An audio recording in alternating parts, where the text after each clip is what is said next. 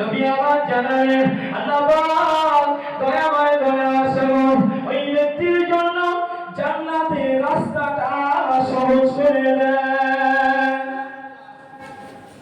কতটা আমাদের জন্য সুযোগ করে দিয়েছে।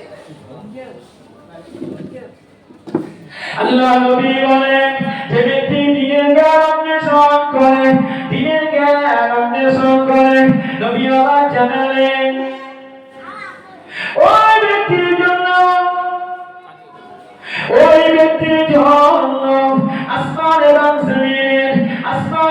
জমিনের যে সমস্ত প্রাণীগুলি রয়েছে যারা কথা বলতে পারে না, ওই সমস্ত প্রাণীরা ওই ব্যক্তির জন্য দোয়া করতে থাকে। ওই ব্যক্তির জন্য কি করে? দোয়া। আল্লাহ নবী বলেন ওয়াইনাল মালাইকাতা লা তাদাউ আজনিহাতাহা রিদাল লিতালিবিল ইলমি, যারা জ্ঞান অর্জন করে, শরীয়তের জ্ঞান অর্জন করে, আল্লাহকে পাওয়ার জন্য জ্ঞান অর্জন করে, নবীকে পাওয়ার জন্য জ্ঞান অর্জন করে, কোরআনটা কি সে সম্পর্কে জ্ঞান অর্জন করে, শরীয়তটা তিনটা ধর্মটা কি সে বিষয়ে জ্ঞান অর্জন করে, নবী আমার জানালেন যে ব্যক্তি জ্ঞান অর্জন করবে ফেরেশতারা খুশি হয়ে তাদের নিজের ডানাগুলি ওই ব্যক্তির পায়ের নিচে বিছিয়ে দেয়। বলবেন না? ফেরেশতারা পায়ের নিচে ডানা বিছিয়ে দেয়। ওখানে বয়সের কোনো নির্ধারণ হয়নি। বয়সের নির্ধারণ হয়েছে? হ্যাঁ, লা তাদাউ আজনিহাতাহা রিদাল লিতালিবিল, যারা জ্ঞান অর্জন করে তাদের পায়ের নিচে ফেরেশতারা ডানা বিছিয়ে দেয়। জোরে বলেন সুবহানাল্লাহ। শেখার জন্য কোনো বয়সের পরিধি নেই, কোনো বয়সের পরিধি। হযরত ইমাম আহমদ বিন হাম্বলের কওল, উনি বলেন উতলুবুল ইলমা মিনাল মাহদি ইলাল লাহাদ, জ্ঞান অন্বেষণ করার কোনো বয়স লাগে না। মায়ের কোল থেকে নিয়ে ইলাল লাহাদ, একেবারে কবর পর্যন্ত জ্ঞান অন্বেষণ করা কোনো বয়স নেই, যে কোনো মুহূর্তে করা যায়। জোরে বলেন সুবহানাল্লাহ। হ্যাঁ, শুধু ফেরেশতারা ডানা বিছায়,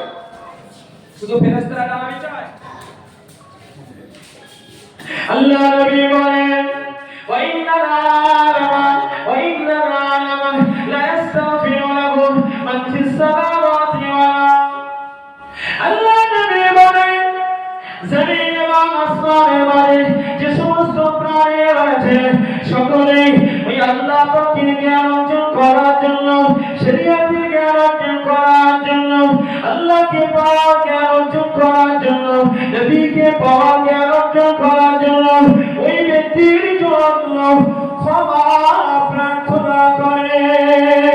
আল্লাহ পাক আপনার ওই বান্দাকে ক্ষমা করে দেন। ও রব্বুল আলামিন, আল্লাহ আপনার বান্দা আপনাকে পাওয়ার জন্য জ্ঞান অর্জন করছে। আল্লাহ পাক আপনার বান্দা আপনাকে পাওয়ার জন্য, আপনার হাবিবকে পাওয়ার জন্য, শরীয়তকে পাওয়ার জন্য, ধর্মটাকে পাওয়ার জন্য জ্ঞান অর্জন করেছে।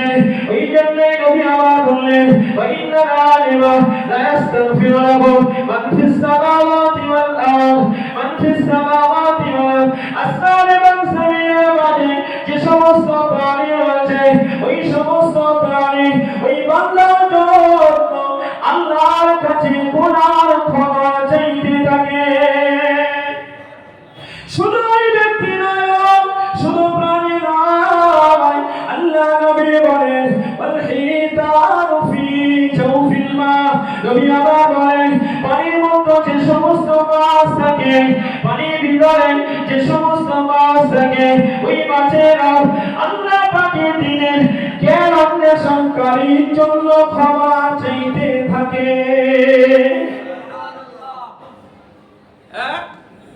পানির মাছেরাও কি করছে?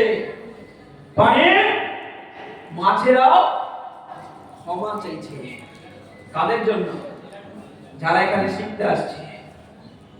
যারা শিখতে আসছে, বয়সের কোনো পরিধি নেই গো। বয়সের পরিধি আছে? হ্যাঁ, রাসূলুল্লাহ যখন নবুয়ত পেয়েছেন, হযরত আবু বকরের বয়স কত তখন? কত গো? রাসূলুল্লাহ থেকে আনুমানিক 3 বছরের ছোট ছিলেন আবু বকর। তার মানে 40। আবু বকর সিদ্দিক রাদিয়াল্লাহু আনহুর বয়স তখন কত? 37। হ্যাঁ, 37 বছর বয়স। আমাদের 37 মানে সব পেকে একদম ঝুল হয়ে গেছে, সব সাদা হয়ে গেছে না? আমাদের এখন 37 মানে সব পাকা শুরু হয়ে গেছে। আমাদের পাকলে পরে আমরা বলি কি? আমাদের পাকলে পরে আমরা বলি আমাদের পেকে গেছে। তো আমাদের কি হয়েছে? আমাদের এখন আর শিক্ষা দীক্ষা করা লাগবে না। শিক্ষা করা লাগবে না, আমার শিক্ষা করা লাগবে। জানেন, শিখবেন তো শেখার ভিতরে আল্লাহ অনেক বরকত রেখেছে। শেখার ভিতরে আল্লাহ বরকত রেখেছেন। ক্ষমা তো আপন জায়গায়, ক্ষমা আপন জায়গায়। আমি দিনের কাজ করতে আমার এত ভুকা লাগতো, আমার এত ক্ষুধা লাগতো, আমি সহ্য করতে পারতাম না। একদিন আমি রাস্তা দাঁড়িয়ে পড়েছি, অন্য কোনো কারণে নয়। এই রাস্তা দিয়ে যদি কেউ যায়, ওই ব্যক্তিকে আমি কোরআনের আয়াত সম্পর্কে জিজ্ঞাসা করব, অথচ ওটা আমার জানা আছে। উদ্দেশ্য হলো আমি যে ভুকা আছি, আমি যে ক্ষুধার্ত আছি, ওই ব্যক্তিটা আমাকে ডেকে নিয়ে বাড়িতে যে কিছু খাওয়া দেবে।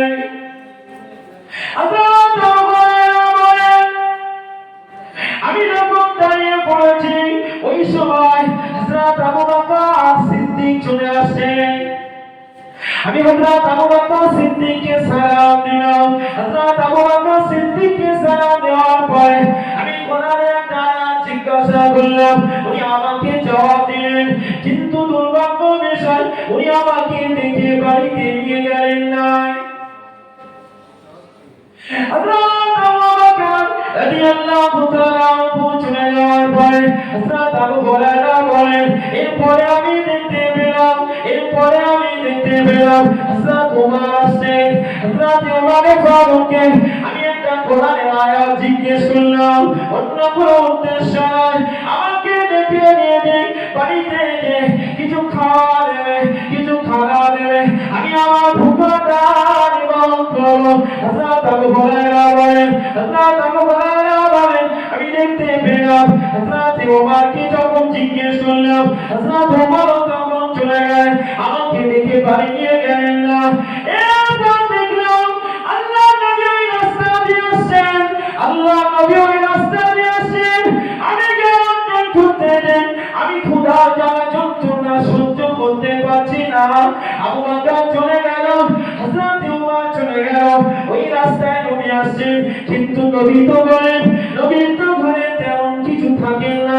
নবী আবার কি নেবেন জানি না, তবুও সমস্ত কিছু অপেক্ষা করে আল্লাহ নবীকে সালাম দিলাম। আমি আল্লাহ নবীকে একটা কোরআনের আয়াত জিজ্ঞেস করলাম।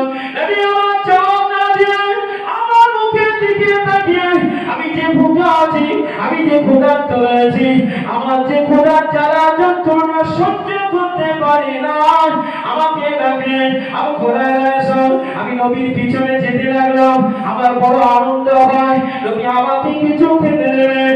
আমাদের হযরত আয়েশা হুজরা মুবারকে গেলেন। আয়েশা হুজরা মুবারকে গিয়ে আমাদের হযরত আয়েশা সিদ্দিকা রাদিয়াল্লাহু তাআলা আনহাকে নবী বললেন, ও বিবি আয়েশা, বাড়িতে কিছু থাকলে পরে দিয়ে দাও, বাড়িতে কিছু থাকলে পরে দিয়ে দাও।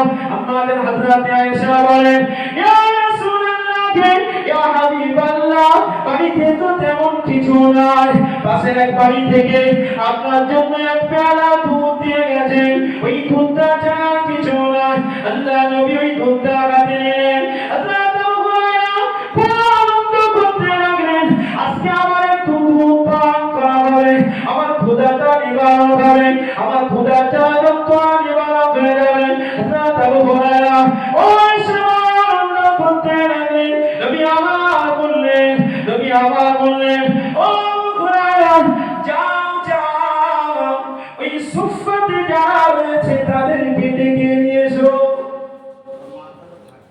জ্ঞান অর্জন করলে কতটা আল্লাহ বরকত দেয় তার ভিতরে দেখ। দিনের ব্যাপারে জ্ঞান অর্জন করবেন, আল্লাহ সম্মান দেবেন, বরকত দেবেন। সম্মান বরকত উম্মাকে দেবেন। হযরত আবু হুরায়রা বলছেন, আমি ভাবছি এই এক পেয়ালা দুধ ওদিকে 400, তো ওদিকে কত গো 400। হযরত আবু হুরায়রা ভাবছেন, নবীকে ডাকতে পাঠালে অন্তত আমাকে এক ঢোক দিলে পরে আমি ওই এক ঢোক খেয়ে আমার ক্ষুধাটা অন্তত আপাতত নিবারণ করতাম। এক পেয়ালা দুধ 400, উনি ভয় খাচ্ছেন আর যাচ্ছেন, কি করবে? তবুও রাসূল বলেছেন, সোজা চলে গেলেন। ও সুফাবাসীরা, নবী আপনাদের দাওয়াত দিয়েছে, চলেন। নবী আপনাদের দাওয়াত দিল, সকলেই চলে এসেছে। কি আসো? সকলেই চলে এসেছে। সকলেই যখন চলে এসেছে, হযরত আবু হুরায়রার হাতে ওই এক পেয়ালা দুধটা দিলেন, বললেন, আবু হুরায়রা যাও, আগে এদেরকে খাইয়ে দাও। হযরত আবু হুরায়রা তখনও বলছে, নবী যদি আমাকে প্রথমে একটু খেতে বলতো, তাও আমার ক্ষুধার জ্বালা যন্ত্রণা একটু নিবারণ হতো। হ্যাঁ, নবী সেটাও আমাকে বললো না, নবী সেটাও আমাকে বললো না। উনি মনে মনে একটা আফসোস করছেন, কখন নবী বলেন, কখন নবী বলেন। হযরত আবু হুরায়রা নিজে বর্ণনা করছেন, আমি প্রত্যেকের হাতে দিলাম, প্রত্যেকই তৃপ্তি করে ওই পেয়ালা থেকে দুধ পান করলেন। জোরে বলবেন না? অবশেষে আল্লাহ নবী বলেন, ও আবু হুরায়রা, এবারে আমি নবী আর তুমি ছাড়া আর কেউ বাকি নাই। হযরত আবু হুরায়রা বললেন, জি ইয়া রাসূলুল্লাহ, ও আল্লাহর নবী, আমি আর আপনি ছাড়া আর কেউ নাই। আল্লাহর নবী হযরত আবু হুরায়রাকে বললেন, ও আবু হুরায়রা, আর দেরি নয়, এবারে তুমি পান করো। হযরত আবু হুরায়রা বললেন, আমি পান করলাম। আল্লাহ নবীকে দিলাম। আল্লাহ নবীকে দেওয়ার পরে আল্লাহ নবী আবার বললেন, ও আবু হুরায়রা, আবার পান করো। আমি তৃপ্তি ভরে পান করলাম। আবার নবীকে দিতে গেলাম। নবী আবার বললেন, ও আবু হুরায়রা, আবার তৃপ্তি ভরে পান করো। আমি আবারও পান করলাম। এবার নবীকে দিলাম। নবী আবার বললেন, আবু হুরায়রা, আবারও পান করো। আল্লাহ নবীকে সময় বললেন, ইয়া রাসূলুল্লাহ, ইয়া হাবিবাল্লাহ, সেই সত্তার কসম দিয়ে বলি, ও আল্লাহ নবী, এবারে যদি পান করে আমি আবু হুরায়রা, আমার পেটটা ফেটে যাবে। নারে তাকবীর! বরকত দেখেছেন? হ্যাঁ, ইলমিয়াতের বরকত। কিসের বরকত? ইলমিয়াতের বরকত। শেষে নবী পান করলে দুধটা শেষ হয়ে গেল। কতজন খেলো গো? সেই অভাব তো আর নেই, আছে গো? হ্যাঁ, সেই অভাব তো আমাদের আর নেই। এরপরেও আমরা কি করছি? আমরা এই জ্ঞান অর্জন করা থেকে আমরা পিছিয়ে আছি। হযরত আবু হুরায়রা বললেন, শুধু আমি শিক্ষা অর্জন করব, এটা স্বার্থপরের মতো হবে, আমি ওটা চাই না। যখনই আমি দেখলাম জ্ঞান এমন একটা জিনিস যেটা অন্ধকার আর আলো সমান হতে পারে না, তো ঠিক জ্ঞানটা আমি শুধু নেব না, বরং সকলের কাছে আমি বিতরণ করব। জোরে বলবেন না? আল্লাহ কোরআন শরীফের ভিতরে বলেন, হাল ইয়াস্তাবি আমা ওয়াল বাসীর, যারা চক্ষুষ্মান ব্যক্তি হয়, দেখতে ওয়ালা ব্যক্তি হয়, আর যারা দেখে না, এরা কি সমান হতে পারে? আমাকাল তাসতাবি যুলমাতু ওয়ান নূর, আমার অন্ধকার কি সমান হতে পারে? আর অন্ধকার যেমন সমান নয়, দেখতে ওয়ালা চক্ষুষ্মান আর অন্ধ ব্যক্তি যেমন সমান নয়। একজন দিনের জ্ঞান যার ভিতরে থাকে, ওই ব্যক্তিটা আর যার ভিতরে থাকে না, ওই ব্যক্তি কখনো সমান হতে পারে না। হযরত আবু হুরায়রা বলেন, শুধু আমার বিমানটা আমি জ্ঞান অর্জন করবো এটাই নয়, শুধু আমার ভিতরে আমি জ্ঞান অর্জন করবো শুধু এটাই নয়, আমি চেয়েছি সকলের ভিতরে সেটা বিতরণ করে দাও। আমি চেয়েছি সকলের ভিতরে সেটা বিচরণ করে দাও। হযরত আবু হুরায়রা বলেন, আমি এক সময় মদিনার বাজারের পাশ দিয়ে যাচ্ছিলাম, মদিনার বাজারের পাশ দিয়ে যাচ্ছিলাম, দেখলাম মদিনাবাসীরা ওই বাজারে কেনাকাটাতে ব্যস্ত হয়ে গিয়েছে। হযরত আবু হুরায়রা ভাবছে জ্ঞান এমন একটা জিনিস, আলো আর অন্ধকার যেমন সমান নয়, আল্লাহ কোরআনে বলেছেন দেখনেওয়ালা আর কানা যেমন সমান নয়, যার ভিতরে জ্ঞান আছে তো যার ভিতরে নেই তারাও তো সমান নয়।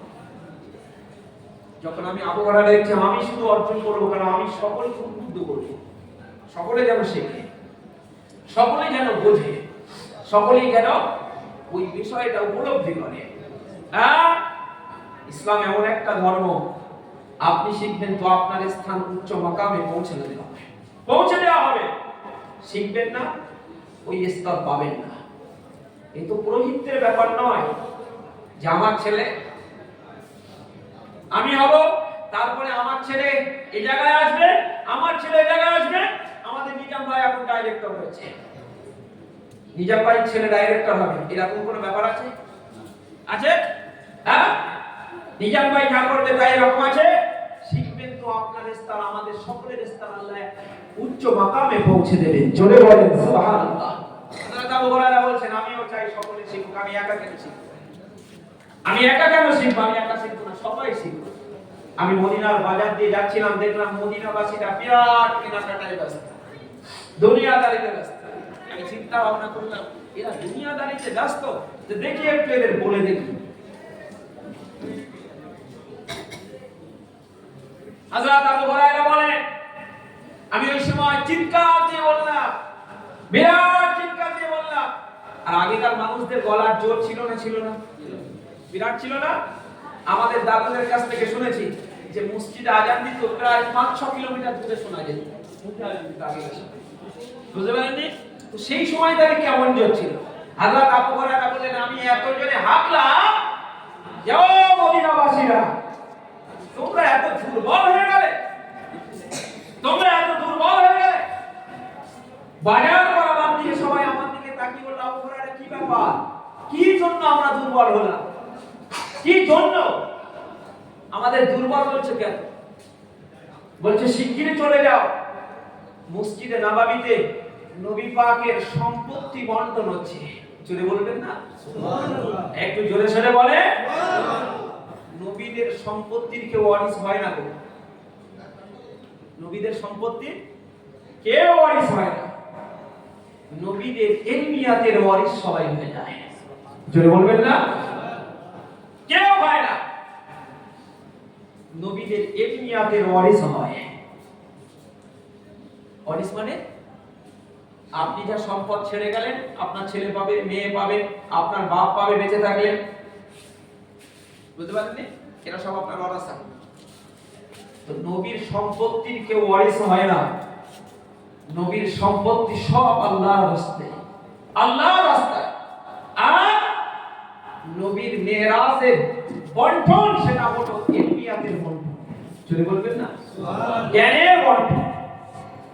আবু হুরায়রা বলেন যান, নবীর সম্পত্তি মেরাজ হচ্ছে, মেরাজ বন্টন হচ্ছে, সম্পত্তি চলে যান। আপনারা এখানে এখন বাজার করতে ব্যস্ত, আর ওদিকে নবীর সম্পত্তি সব বন্টন হয়ে গেল। হযরত আবু হুরায়রা বলেন এই কথা বলতে বাজারের সকল মদিনাবাসীরা দৌড়াতে লেগেছে, মসজিদে নববীতে তারা প্রবেশ করেছে, মসজিদে নববীতে প্রবেশ করেছে। আমি আবু হুরায়রা ওই জায়গায় দাঁড়িয়ে রয়েছি, ওখান থেকে শুনলাম না। হযরত আবু হুরায়রা বলেন ওরা যখন সরে ফিরে এসেছে, ওরা ফিরে এসে আমি আবু হুরায়রা আমার দিকে তাকিয়ে ওরা চড়া হয়েছে। ও আবু হুরায়রা, তুমি মিথ্যা কথা বলছো? হ্যাঁ আবু হুরায়রা, তুমি মিথ্যা কথা বলেছিলে? তোমার মতো ব্যক্তি মিথ্যা বলবে এটা তো আমরা চাইনি, আমরা কখনোই চাই না। আবু হুরায়রা খুব কষ্ট করে দেখাতে এসেছে। আবু হুরায়রা তুমি খুব কষ্ট করে এসেছো আমরা জানি, কিন্তু মিথ্যা কথা বলবে? হযরত আবু হুরায়রা বলেন আপনারা কোথাও খুঁজে পেলেন না নবীর মিরাজ বন্টন হচ্ছে, নবীর সম্পত্তি বন্টন হচ্ছে, আপনারা খুঁজে পেলেন না? কি দেখলেন সেখানে?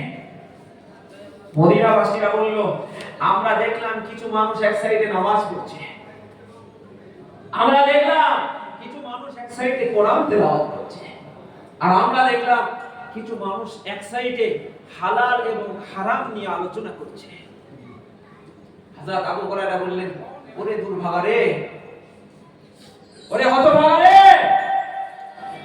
ওই যে হারাম এবং হালাল নিয়ে যে আলোচনা হচ্ছে ওটাই হলো নবীর সম্পত্তি। এই জন্য বলবেন না আরেকটু জোরে হবে না? আরে দেখবে, আরে দেখবে নবীর সম্পত্তি কোথায় বন্টন হচ্ছে? এরা কি খুঁজতে গেছিল? মাল খুঁজতে গেছিল। আর আবু হুরায়রা বলল, আরে নবীদের সম্পত্তির কেউ কোনো ওয়ারিস হয়? ও মদিনাবাসীরা, তোমাদের মতো হতভাগা হয় না। ওই যে করে দেখতে পেলে, ওই যে করে দেখতে পেলে, ওই জায়গাতে হালাল হারাম নিয়ে আলোচনা হয়, হালাল হারাম নিয়ে আলোচনা হয়, ওটাই নবীর সম্পত্তি গো। ওখান থেকে ভাগ বাটোয়ারা করা গো, ওখান থেকে ভাগ বাটোয়ারা হচ্ছে গো। নবী ওই জায়গাতে বসে দিচ্ছে গো। এখনো তোমরা চলে যাও বাজারের দিকে, তোমরা ঝুঁকে থেকো না, এখনো তোমরা চলে যাও। ওই যে আল্লাহ নবী হালাল হারাম নিয়ে যে আলোচনা করে ওটাই হলো নবীর সম্পত্তি। যে যত নিতে পারবে নবীর ওয়ারাসাত ততই হয়ে যাবে, নবীর ওয়ারাসাত ততই হবে। হ্যাঁ, তোমরা সেটা নিতে পারলে না তো না? আমাদের শেখার প্রয়োজন আছে না নেই? এই নবীর সম্পত্তি আমরা নেব না নেব না একটু কথা বলে। নবীর সম্পত্তি সেদিনে মসজিদে নববী থেকেও বন্টন হয়েছে, আজকেও বড় বাঁকড়া থেকেও বন্টন হচ্ছে। এই হচ্ছে না, হয় না? হচ্ছে না? বড় বাঁকড়া থেকেও নবীর সম্পত্তিও বন্টন হচ্ছে। বলবেন না আলহামদুলিল্লাহ? হ্যাঁ, নবীর সম্পত্তি সেদিনও বন্টন হয়েছে, আজও বন্টন হচ্ছে। কিন্তু সেদিনে নেওয়ার লোক একটু বেশি দিল, আজকে নেওয়ার লোক। আমরা বলি আমাদের বাচ্চারাই শিখবে, আমাদের আর শেখার দরকার নেই। আমাদের আর শেখার দরকার আছে? আমাদের শেখার দরকার নেই। অথচ হযরত আলী বলেন, হযরত আলী বলেন, আমি জ্ঞান আর অর্থ সম্পদের ভিতরে কয়েকটা পার্থক্য দেখতে পেয়েছি। কি বলছেন? অর্থ সম্পদ আর জ্ঞানের মধ্যে আমি কয়েকটা পার্থক্য দেখতে পেয়েছি। হযরত আলী বলছেন, অর্থ সম্পদ কাফের বেঈমান বেদিনীরা ছেড়ে যায়, কিন্তু তারা দিনের এই জ্ঞান ছেড়ে যায় না। বুঝতে পারেননি? আলী বলেন, অর্থ সম্পদ কাফের বেঈমান বেদিনীরা রেখে যায়, কিন্তু তারা দিনের জ্ঞান রেখে যায় না। ওটা কে রাখে? অর্থ সম্পদের মালিক কাফের বেঈমান বেদিনও হয়, নবীরাও হয়। অর্থ সম্পদের মালিক ঈমানদারও হয়, কাফেরেরাও হয়, কিন্তু জ্ঞানের মালিক কোন কাফের বেঈমান বেদিন হতে পারে না। চলে হবে না? সুবহানাল্লাহ। তাই ঠিক বলেছি না ভুল বলেছি? হ্যাঁ, কোন কাফের বেঈমান বেদিন থেকে আপনি দ্বীনের জ্ঞান অর্জন করবেন, তার ভিতরে কখনো থাকবে না, তার ভিতরে কখনো থাকবে না। হযরত আলী বলেন, অর্থ সম্পদ থাকলে পরে তার জন্য গাইড লাগে না। তাকে আপনি সংরক্ষণ করবেন, হয় তাকে সিকিউরিটি দিতে হবে, নাই তাকে বাক্সের ভিতরে রাখতে হবে, সেখানে তালা দিতে হবে, হবে না?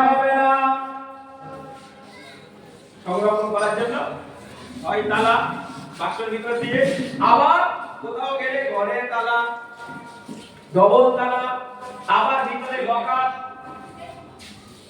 মানে কি হেফাজতের জন্য মানুষ প্রয়োজন হচ্ছে না? হচ্ছে না?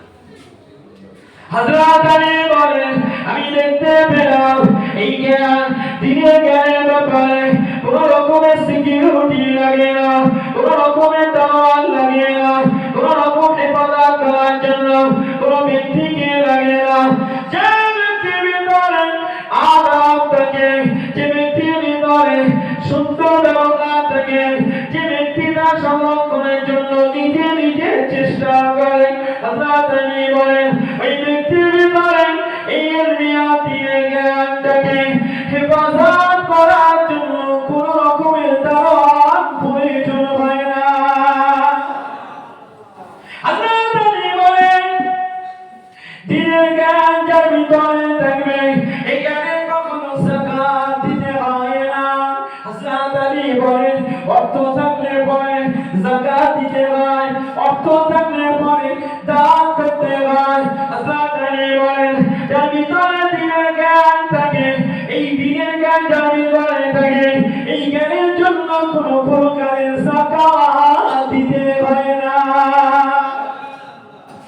হযরত আলী বলেন অর্থ সম্পদ দুনিয়ার সম্পদ দুনিয়াতে থেকে যায়, অর্থ সম্পদ দুনিয়াতে থেকে যায়। কোন মানুষ মারা গেলে পরে ওই অর্থ সম্পদ তার কবর পর্যন্ত পৌঁছায় না। পৌঁছায় এই অর্থ সম্পদ? আল্লাহ নবী ওই জন্য হাদিসে বলেছেন ইতকাম মাইয়াতা সালাসা আকলুহু ওয়া মালুহু ওয়া আমালুহু। আল্লাহ নবী বলেন ওয়া ইয়ারজিউ ইসলাম আকলুহু ওয়া মালুহু ওয়া ইয়াবকা ওয়াহিদুন ওয়া আমালুহু। আল্লাহ নবী বলেন কোন ব্যক্তি যখন মারা যায়, ওই মারা যাওয়া ব্যক্তি যখনই সে মারা যায়, তিনটি জিনিস তার অনুসরণ করে। কটা জিনিস? ভালো করে মনে রাখবেন কথাটা। কতটা নবী চিন্তা ভাবনার কথা বলে গেছে। বললেন কোন ব্যক্তি যখন মারা যায় তিনটি জিনিস অনুসরণ করে। কটা? তিনটি। এক নম্বরে নবী বললেন আমলু, তার পরিবার পরিজন, তার পরিবার পরিজন অনুসরণ করে। ফামালুহু, অর্থ সম্পদ অনুসরণ করে। কবর পর্যন্ত করে না? করে না? কবর পর্যন্ত। কবর খুঁড়তে গিয়ে দা কোদাল কুড়ুল সব লাগে না? লাগে না? একটু কথা বলেন। লাগে না? ও দুনিয়ার সম্পদ না আখিরাতের সম্পদ? দুনিয়ার সম্পদ না? নবী বললেন ওই দুনিয়ার সম্পদ দা কোদাল কুড়ুল আর যাবতীয় লাগে যা, ও কবর পর্যন্ত অনুসরণ করবে। মারা গেছে তাড়াতাড়ি দা কোদাল কুড়ুল নিয়ে কেন? কবর করতে হবে। ওইগুলো কি ওর ভিতরে রেখে দেয়? আর রেখে দেয়? ওর ভিতরে এগুলো রাখে, ও নিয়ে বেরিয়ে চলে আসে। পরিবার পরিজন গোসল দিয়ে খাটিয়া করে কবর পর্যন্ত পৌঁছায় না? পৌঁছায় না? পৌঁছায় না? সন্তানেরা নিজের সন্তানেরা নেবে কাপড়ের ওই বাঁধনগুলি খুলে একবার কেবলা মুখে মুখটা আছে কিনা শেষবারের মতো দেখে চলে আসে, আর থাকে না। মায়া মহব্বত শরিয়ত আপন জায়গায় রেখে মায়া মহব্বতেও যদি থাকার কথা বলা হয়, ওই ব্যক্তিটাকে ওর মধ্যে থাকবে? থাকবে? যতই সন্তান মায়া মহব্বত দিয়ে রাখেন যে তুমি থাকা তোমার আব্বা থাকবে, এর উপরে আমরা আতারি দিয়ে দিলাম, আর ভয়ে জীবনে আর নামবে না। ভয়ে জীবনে নামবে না। শুনলেই পরে বলবে আমি আর হয়তো খাটিয়াও ধরবো না। বুঝতে পারছি? আল্লাহ নবী ওই জন্যই বলেন কোন মায়ের যদি মারা যায়, কোন ব্যক্তি যদি মারা যায়, ওই ব্যক্তি তিনটি জিনিস অনুসরণ করে। নবী আবার বলেন ওয়ায়াজিউ ইসলাম, দুটি জিনিস ওই ব্যক্তির সঙ্গে ফিরে আসে। আমলুহু ওয়া মালুহু, তার সম্পদ, তার সন্তান সন্ততি, আমার পরিবার বন্ধ আর যায় না। একটু বিদ্যা নারে তাকবীর, উচ্চ আওয়াজে তাকবীর নারে তাকবীর। জনাব হযরত মাওলানা আশিক বিল্লাহ সাহেব হুজুর বলেন জিন্দাবাদ। একটু উচ্চ আওয়াজে বলেন জিন্দাবাদ, নারে তাকবীর। আলহামদুলিল্লাহ হুজুর এসেছেন। আসসালাম। এটাই বলে শেষ করব। মানে বলে আবিষ্কারে কিছু নবী বললেন কি হবে? ওয়ায়াজিউ ইসলাম, দুটি জিনিস ফিরে আসবে। এই কত জিনিস গো? দুটি জিনিস। একটা কি পরিবার পরিজন, আর একটা মাল সম্পদ, সব ফিরে আসছে। আসছে না? আসছে তো। আল্লাহ নবী বলেন ওয়ায়াবকা ওয়াহিদুন, একটা জিনিস বাকি থাকে, ওই জিনিসটা ফিরে আসে না, সেটা হলো আমালুকু, ওই ব্যক্তির আমল তথা কর্ম। কি থাকে? কর্ম। আমরা আমল মনে শুধু মনে করি নামাজ, রোজা, হজ, যাকাত। কি করি? আমল মনে করি নামাজ, রোজা, হজ, যাকাত, দান, খায়রাত, ভালো কাজ, কোরআন তেলাওয়াত, এগুলো আমল মনে করি। বুড়ি খাওয়াটাও আমল। এই কথা বলে না, ওটা তো কর্ম। হ্যাঁ, যোগে ওটাও তো কর্ম। আরে আমল মানে তো কর্ম। আমল মানে কর্ম। লোকের জমির আল ছিঁড়ছে, ওটাও আমল। ওটাও কি আমল? এতিমের মাল ভক্ষণ করছে, ওটা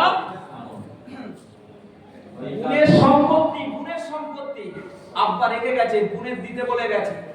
কোরআন শরীফ শুধু আব্বা বলেনি, কোরআন শরীফ নির্দেশ দিয়েছেন, আদেশ দিয়েছে। কোরআন শরীফ যার ভাগ বাটোয়ারা করে দিয়ে গেছে। বোনের সম্পদ বোন চাইতেছে, বোনের সঙ্গে মুখ দেখা দেখি নেই, ওটাও আমল। ওটাও কি আমল? লোন নিলেন, ওটাও আমল। ওদের সঙ্গে সম্পর্ক রাখলেন, ওটাও আমল। শুধু ভালো আমলটা দেখবো, খারাপটা দেখবে না ফেরেশতা? কথা বলে না, এই খারাপটাও দেখবে তো।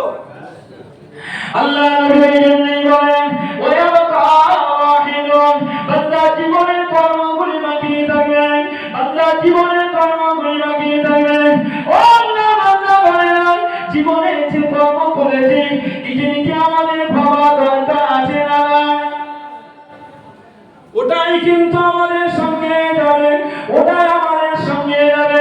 আল্লাহ তাআলা বলেন, আল্লাহ তাআলা বলেন কোন ব্যক্তি যখন মারা যায়, ওই ব্যক্তির অর্থ সম্পদ কবরে পৌঁছায় না, ওই ব্যক্তির অর্থ সম্পদ কবরে পৌঁছায় না। কিন্তু যার জ্ঞান আছে, দিনের জ্ঞান যার ভিতরে আছে, ওই ব্যক্তি যদি মারা যায়, ওই ইলম সঙ্গে নিয়ে কবরে যাবে। যাবে না? যাবে না? হ্যাঁ, এইরকম পার্থক্য করেছে।